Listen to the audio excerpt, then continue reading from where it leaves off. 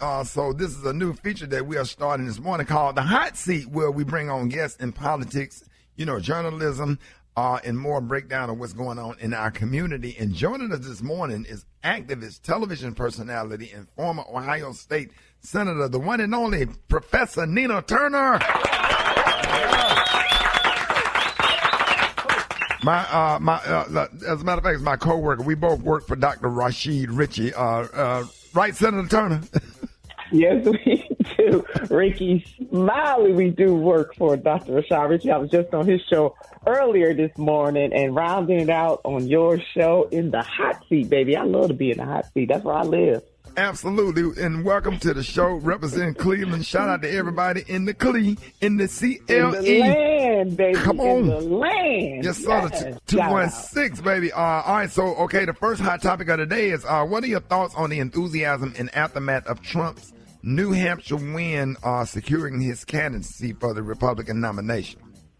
Oh, Trump going to be nominated, Ricky, and everybody knows that. Let's just go and get ready for the roller coaster ride. It's going to happen. Unless something natural happens to Trump, he is going to win that primary. As we all know, he came in first. He got about 54%, 55% of the vote, with Nikki, don't know how the Civil War started, Haley, coming in second with 43% of the vote. And DeSantis, who has dropped out of the race, as we all know, and he's over there with Donald J. Trump. Yeah, the enthusiasm was real. A lot of independent voters. I talked to some of my political friends who do the numbers, and one of them reminded me that almost 40% of the New Hampshire Dems did reject President Biden, although he won that primary by about 55% or almost 60%. I think it will happen at the end. But a lot of independents, Ricky, but my main point is a lot of independents jumped over into the Republican primary. You can do that in New Hampshire, state by state, but you can do that in New Hampshire. And that really elevated Trump's win. And had those independents not jumped into the Republican primary, predictions are that the win ratio for President Biden on the Democratic side would have been less. But let's get back to the main thing. Donald J. Trump is going to be the nominee for the Republican Party. Wow. Go Okay. ahead, Yeah, well, let's talk about police immunity. A Minnesota State Patrol trooper was charged Wednesday with second-degree murder and the shooting death of Rickey Cobb, the second during a traffic stop in Minneapolis last year. Reportedly, over 1,200 people were killed at the hands of officers in 2023. Do you think that more states will start holding these people accountable?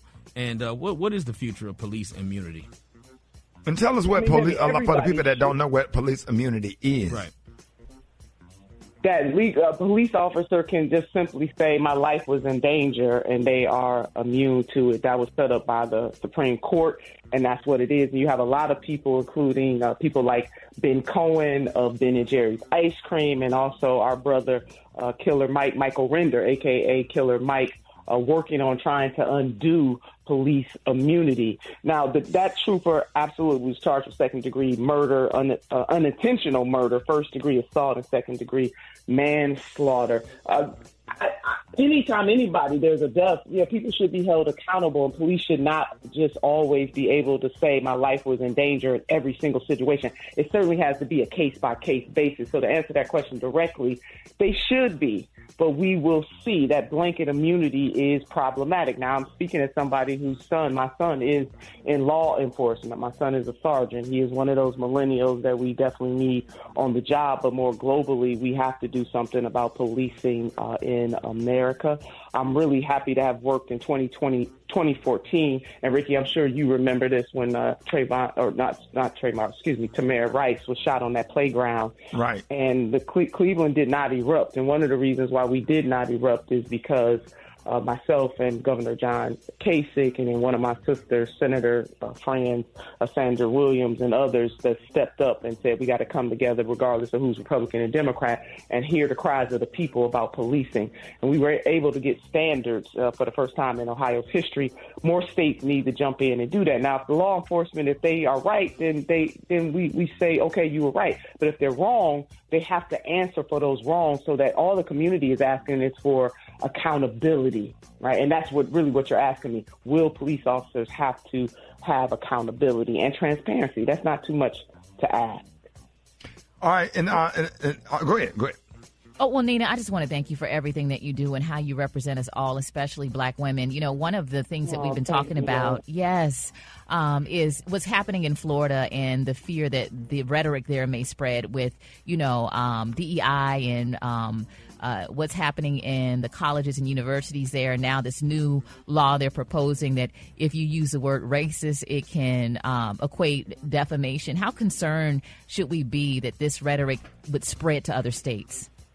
We should be very concerned. And DEI, what the GOP, and it's primarily the GOP. If it was Democrats, I would say so. So I want our listeners to understand that diversity, equity, and inclusion is just another word for anti-Black. And these Republicans have absolutely lost their minds. It's not just Nikki Haley who refuses to say that the start of the Civil War was based on slavery. I mean, there are irrefutable facts in this country about its history, the good, the bad, and the ugly. And you got folks like her who want to be the leader of the free world who won't even tell the fact of the truth of the matter, even if you don't like it, those are the facts. And she had the nerve, and South Carolina was the first state to cede the union, but don't even get me started on that. Your question to me is that yes, absolutely, we should be concerned. And so this links back to who has the power. It matters who has the power. It matters who we elect. And it also matters when we elect people, if they don't use the power for what is just right and good, then we got to go on to another. So yes, this is assault. This is a backlash on Black people primarily, but it's going to have a ripple effect on other people of color. And ultimately, the entire United States of America is going to be impacted by this. Because when you come after Black people like this, nobody's going to be left unscathed in this. This is anti-Black racism, pure and simple. And it is people manipulating and using their power in a way that is not just. Now, and let Senator Turner, let everybody know how you can be reached. Oh, reach me, baby, on Twitter at Nina Turner, on the gram, Nina Turner, Ohio. TikTok. I don't even know, Rickey. Hell, I have to ask my social media person, but I'm out there, baby. Then going to reach me. Hey, y'all, give it up for Senator, the one and only Senator Nina Turner, y'all. More Rickey Smiley Morning Show coming up.